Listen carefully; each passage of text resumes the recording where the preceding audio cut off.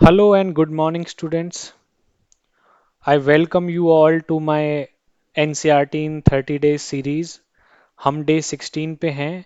आज की वीडियो में हम question number 5 to question number 10 complete करने वाले हैं। तो स्टार्ट करते हैं क्वेश्चन नंबर 5 से। Find the equation of the line parallel to y axis and drawn through the point of intersection of the lines x minus 7y plus 5 is equal to 0 and 3x plus y is equal to 0। अब इसमें ना पहले ध्यान से हमें ये समझना है कि ये x एक्सिस है, ये y एक्सिस है। अब y एक्सिस के जो पैरेलल लाइन होगी, y एक्सिस के जो लाइन पैरेलल होगी उसकी फॉर्म होगी x is equal to a। ये फॉर्म होती है। अब उसने बोला है कि एक ऐसी लाइन जो y एक्सिस के पैरेलल है, एक कंडीशन तो ये है, दूसरी कंडीशन ये है कि वो इन दोनों लाइंस के पॉइंट ऑफ इंटरसेक्शन से भी पास करती है। तो मान के चलो कोई एक लाइन ऐसे है, एक लाइन ऐसे, इनका पॉइंट ऑफ इंटरसेक्शन ये है और हमें लाइन एल की, ये लाइन एल लेट कर लेते हैं हम। इसकी इक्वेशन फाइंड आउट करनी है और दो लाइंस और भी हैं, एम और एन, और एम और एन के पॉइंट ऑफ इंटरसेक्शन से पास करती है। मतलब ये जो पॉइंट मैं ले लेता हूँ पी, कोई ऐसा पॉइंट है जो इस लाइन और जिस लाइन की हम इक्वेशन फाइंड आउट कर रहे हैं इन तीनों में कॉमन है। तो अब हम क्या करने वाले हैं, यहाँ पे देखो, पहले हम इन दोनों को सॉल्व करेंगे। We will solve both of the equation जिससे कि पॉइंट ऑफ इंटरसेक्शन निकल जाएगा। x minus 7y plus 5 is equals to 0, और ये इक्वेशन 1 है। और 3x plus Y is equal to 0 equation 2 हो गई। एलिमिनेशन मेथड लगा देते हैं। इक्वेशन 1 को हम 3 से मल्टीप्लाई कर देते हैं जिससे कि ये कोफिशिएंट क्या हो जाए, सेम, और हम x को एलिमिनेट कर पाए। एक और इम्पोर्टेंट चीज, जो अगर y के पैरेलल है ना लाइन, तो यहाँ पे coefficient of y will be 0। Coefficient of y 0 होगा जो लाइन की इक्वेशन निकाल रहे हैं उसमें। और अगर x एक्सिस के पैरेलल होती है तो x का कोफिशिएंट 0 होता है इक्वेशन में। ये एक की पॉइंट है जो आपको याद रखना है। तो इक्वेशन 1 में मैंने 3 से मल्टीप्लाई कर दिया। क्या आ जाएगा मेरे पास, 3x 21y plus 15 is equal to 0। दूसरी इक्वेशन एज इट इज लिख लेता हूँ, सेकेंड इक्वेशन। कुछ भी नहीं है प्लस में, तो 0 इज इक्वल टू 0 ऐसे भी लिख सकता हूँ। अब मैं क्या करता हूँ, फर्स्ट वाली इक्वेशन में से सेकंड वाली इक्वेशन माइनस कर देता हूँ, तो सबके साइन चेंज हो जाएंगे। ये आ जाएगा -22 प्लस 15 इज इक्वल्स टू 0, और ये y है 22y, तो -22y विल बी -15, माइनस से माइनस कैंसिल, y की वैल्यू आ गई 15/22। ऐसे ही x की वैल्यू भी निकाल लोगे। लेकिन एक और इम्पोर्टेंट चीज, अब यहाँ पे ना, अब मैंने क्या कैंसिल किया था, x कैंसिल किया था। अगर मैं यहाँ पे y डायरेक्ट कैंसिल कर लेता तो मेरा x की आंसर आ जाती, क्योंकि x is equal to a ही इस गिवन इक्वेशन की फॉर्म होगी। पर कोई बात नहीं, अब y पुट कर लेते हैं इसमें, y पुट कर लेते हैं, किसी भी इक्वेशन में कर लो, इसमें कर लो। 3x plus 15/22 is equal to 0। 3x is equal to -15/22। 3 5 जा, x इज इक्वल टू -5/22। ये x की वैल्यू आ गई, ये y की वैल्यू आ गई। अब y की वैल्यू ये है, x की वैल्यू ये है। अब मैंने क्या बोला था, y का कॉफिशिएंट 0 होगा। अगर y का कॉफिशिएंट ही 0 है, मान के चलो आपकी इक्वेशन लेट कर लेते हैं, इस फॉर्म में आएगी, ax plus B Y plus C is equal to 0। अगर ये y एक्सिस के पैरेलल है तो जो ये b है ये 0 होगा। मतलब ये तो पूरा ही 0 हो जाएगा, ये पूरा क्या हो जाएगा, 0 हो जाएगा। क्या बचेगा मेरा, ax plus C is equal to 0 या ax is equal to minus c. तो ये जो फॉर्म है ये यही तो फॉर्म है जहां पे x का कॉफिशिएंट क्या है 1 और c की वैल्यू क्या है -5/22। तो हमारी जो डिजायर्ड इक्वेशन है direct x is equal to क्या आ जाएगी -5/22। आंखों को देखने में अच्छी लगे इसके लिए क्रॉस मल्टीप्लाई कर लो 22x is equal to -5 and 22x plus 5 और यहाँ पे 0y भी लिख लो समझने के लिए। देखो क्योंकि इसका तो कॉफिशिएंट 0 हो गया, खत्म हो गया ये तो आपका आंसर कितना आ जाएगा? जो कंप्लीट आंसर है 22x plus 5 is equal to 0 will be the equation of the line, या फिर आप यहाँ पे भी छोड़ सकते हो। ठीक है जी, चलते हैं नेक्स्ट क्वेश्चन पे। Find the equation of the line perpendicular to this line through the point where it meets the Y axis. पहले क्वेश्चन समझ लेते हैं कहना क्या चाहता है क्वेश्चन में। क्वेश्चन में कहना चाहता है जी कि कोई एक लाइन है, वो इस लाइन के परपेंडिकुलर है उस पॉइंट पे जहां पे ये लाइन वाई एक्सिस को कट करती है। इसका मतलब पता है क्या होता है? इसका मतलब ये होता है कि ये कौन सी फॉर्म है? X by A plus Y by B is equal to 1, ये वाली फॉर्म है। ये एक्स पे इंटरसेप्ट होता है, ये वाई पे इंटरसेप्ट होता है। इंटरसेप्ट का मतलब क्या है? जो ये लाइन है ना, ये एक्स एक्सिस पे 4,0 पे कट करती है और वाई एक्सिस पे 0,6 पे कट करती है। ये आपकी ये इंफॉर्मेशन है इस इक्वेशन के बेस पे 0,6। अब इस पॉइंट से ही जिस इक्वेशन की हमें लाइन निकालनी है वो इस पॉइंट पे ही परपेंडिकुलर है, उस पॉइंट पे जहां पे वाई एक्सिस ये गिवन लाइन मीट करते हैं। तो वो लाइन मैं बना देता हूं यहाँ पे जो परपेंडिकुलर है इस पे। मान के चलो ये लाइन है, ठीक है जी, ये लाइन परपेंडिकुलर है यहाँ पे, ये इसके परपेंडिकुलर है। तो इसमें जो ये पॉइंट है, ये पॉइंट क्या है 0,6। तो ये पॉइंट इस लाइन में और जिस लाइन की हम इक्वेशन निकाल रहे हैं उस लाइन में भी कॉमन होगा। ये बात क्लियर हो गई। तो अब हमें क्या निकालना है? Find the equation of the line drawn parallel to perpendicular to this line. अब जो ये वाली लाइन लिखी है मैंने, ये वाली कौन सी लाइन है? इसको आप ना ऐसे भी लिख सकते हो। अब अच्छे से लिख लो इसको, दोनों तरफ 4 से मल्टीप्लाई कर दो तो क्या आ जाएगा? x plus 4y/6 is equal to 4। अब दोनों तरफ 6 से मल्टीप्लाई कर दो तो 6x plus 4y is equal to 24। ax plus B Y plus C की फॉर्म आ गई। ये हमारी गिवन लाइन की इक्वेशन है, ये वाली जो लाइन है 6x plus 4y is equal to 24। इसको थोड़ा और भी सिंप्लीफाई किया जा सकता है 2 से डिवाइड करके, तो ये 3x plus 2y is equal to 12 हो जाएगी। 3x plus 2y is equal to 12। 3x plus 2y is equal to 12। अब ये जो लाइन होगी, इसका ये पॉइंट और इस लाइन पे भी ये पॉइंट, इसको सेटिस्फाई करेगा दोनों लाइन की इक्वेशंस को।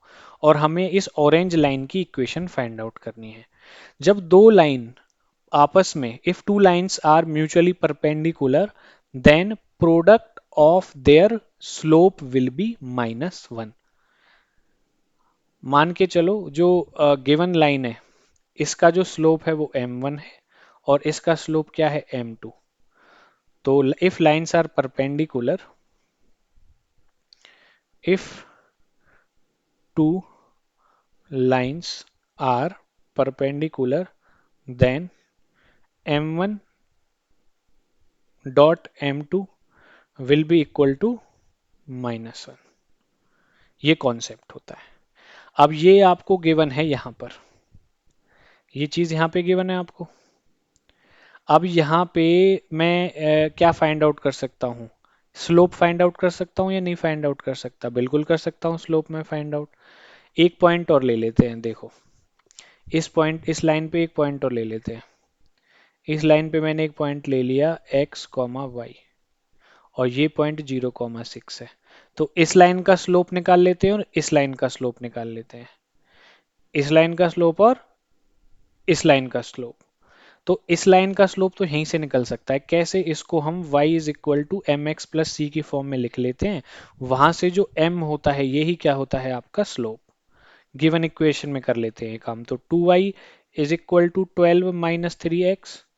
y का कॉफिशिएंट 1 होना चाहिए तो 2 को हटाने के लिए सब जगह 2 से डिवाइड कर देंगे। अब y is equal to M X plus C की फॉर्म आपकी ये बन रही है।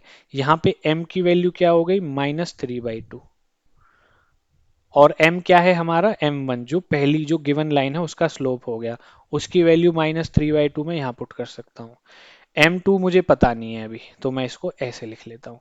m2 स्लोप मैं कैसे निकाल सकता हूँ, देखो जब हमें 2 पॉइंट्स गिवन होते हैं, जैसे एक पॉइंट x कॉमा वाई हो गया, एक 0,6 हो गया, इसको यहाँ लिख लेता हूँ। तो इनका कैसे स्लोप निकालते हैं, y2 माइनस y1, मतलब y में से एक y में से दूसरा y माइनस कर दो, और डिवाइड में x में से पहला वाला x माइनस कर दो कोऑर्डिनेट्स। तो ये आपका क्या आ जाएगा m2, ये आ गया आपका y-6 डिवाइड बाई x, दूसरा वो आ गया। तो इसकी वैल्यू मैं m2 की वैल्यू अब मैं अपनी इस इक्वेशन में पुट कर लेता हूँ। तो -3/2, m2 की वैल्यू कितनी है, y-6 divide by x is equal to -1, minus से माइनस कैंसिल। अब 3 को ऊपर मल्टीप्लाई करते हैं, 3y-18, 2 को नीचे मल्टीप्लाई कर लेते हैं, is equal to 1। Cross multiply करके आ जाएगा 2x is equal to 3y-18। सब चीजों को लेफ्ट हैंड साइड में ले आओ, 2x minus 3y plus 18 is equal to 0। And this is your equation of this orange line which is perpendicular to given line through the point at which the given line intersect the y-axis, जिसके coordinates 0,6 थे। और यही आपका क्या हो जाएगा answer. चलते हैं नेक्स्ट क्वेश्चन पे। Find the area of a triangle formed by these lines. ये तो बहुत ही सिंपल क्वेश्चन है। Find the area of the triangle formed by these lines. देखो जब ये तीन लाइन है, इन तीनों लाइन से मिलके हमारा जो ट्रायंगल बनेगा, उस ट्रायंगल का एरिया हम फाइंड आउट कर सकते हैं। पहले हम एक ग्राफ का ओवरव्यू ले लेते हैं कि ये ग्राफ किस तरीके का बनेगा। तो देखो y-x है, मैं यहीं पे लिख लेता हूँ, चलो यहाँ से लिख लेता हूँ y-x इज इक्वल टू 0। इसके हमें टू कोऑर्डिनेट्स निकालने हैं। अगर मैं x की वैल्यू 1 ले लेता हूँ, क्या ले लेता हूँ 1, x की वैल्यू मैं 1 ले लेता हूं, तो y की वैल्यू कितनी आ जाएगी, y की वैल्यू भी 1 आएगी इसमें पुट करने पे, 1,1 इसका एक पॉइंट आ गया। अगर मैं x की वैल्यू 0 ले लेता हूं, तो y की वैल्यू भी कितनी आएगी 0, ये 2 पॉइंट आ गए। ऐसे दो कोऑर्डिनेट निकाल लो सबके, उससे हमें ग्राफ का आइडिया मिल जाएगा। x की वैल्यू मैं अगर 1 लेता हूं, तो y की वैल्यू कितनी आएगी -1, x की वैल्यू 0 लेता हूं तो y की वैल्यू भी 0। और इस तरह से आपका एक ये पॉइंट आ गया। अब सेकंड पे आ जाओ, x माइनस के इज इक्वल टू 0। x की वैल्यू अगर मैं 0 लेता हूं, तो ये तो हट ही जाएगा, क्योंकि यहाँ पे y है ही नहीं। तो इसको कैसे करते हैं, इसको ऐसे कर लेते हैं डायरेक्ट, यहाँ से x की वैल्यू कितनी आ जाएगी k। मतलब ये जो लाइन बनेगी, ये जो होगी आपकी y एक्सिस के पैरेलल लाइन बनेगी, क्योंकि ये कौन सी फॉर्म है, x is equal to a वाली फॉर्म है, जो मैंने आपको पिछले क्वेश्चन में बताया था। तो ऐसी लाइन क्या होती है, पैरेलल टू y एक्सिस। तो ये तीनों चीजें आ गई हमारे पास। अब एक रफ डायग्राम बना लेते हैं अपनी क्लैरिटी के लिए।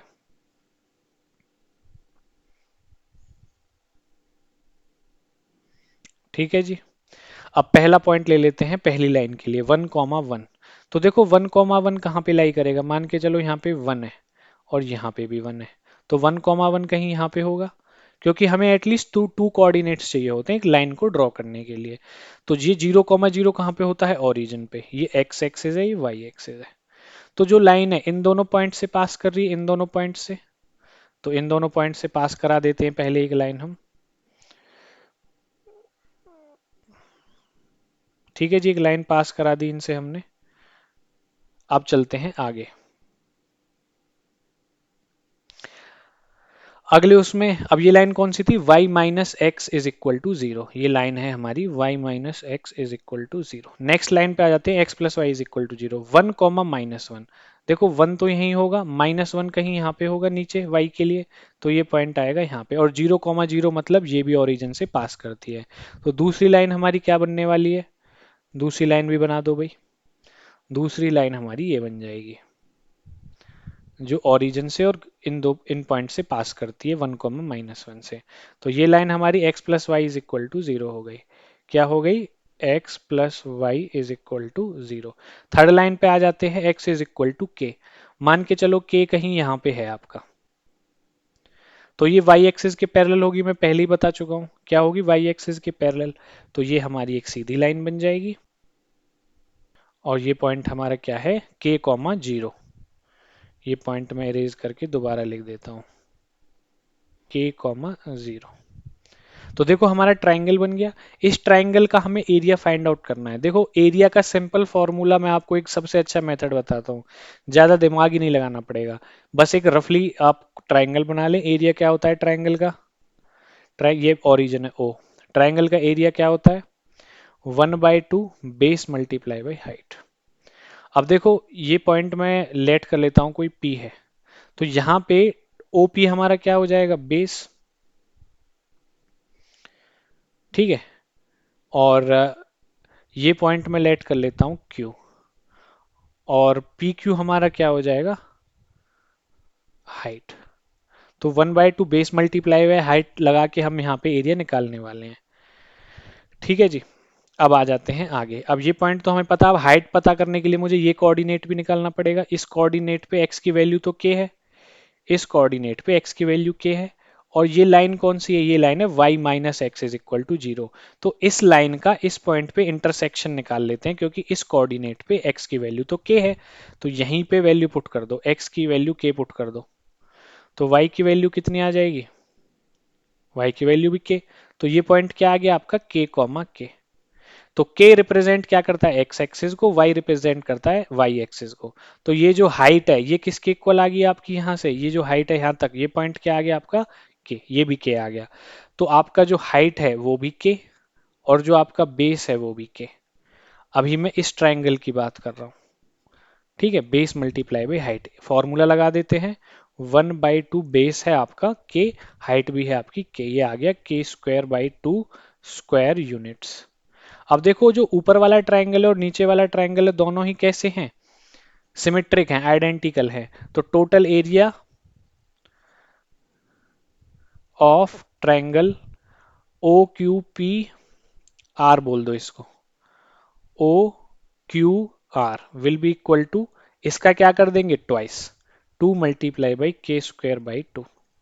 2 से 2 कैंसिल, आपका आंसर आ जाएगा के स्क्वायर स्क्वायर यूनिट्स, के स्क्वायर स्क्वायर यूनिट्स। यही आपका क्या हो जाएगा आंसर। Is it clear. तो बड़ा इजीली हमने छोटी क्लास वाला फॉर्मूला लगाया और हमारा आंसर आ गया। इसी के साथ हमारी ये वीडियो यहीं पे खत्म होती है, ओवर होती है। तो अच्छी लगी हो तो वीडियो को लाइक करें, और इंटरेस्टिंग ऐसे ही सॉल्यूशंस के लिए आप हमारे चैनल आरकेसी मैथ्स को सब्सक्राइब कर सकते हैं। Till then take care, bye bye.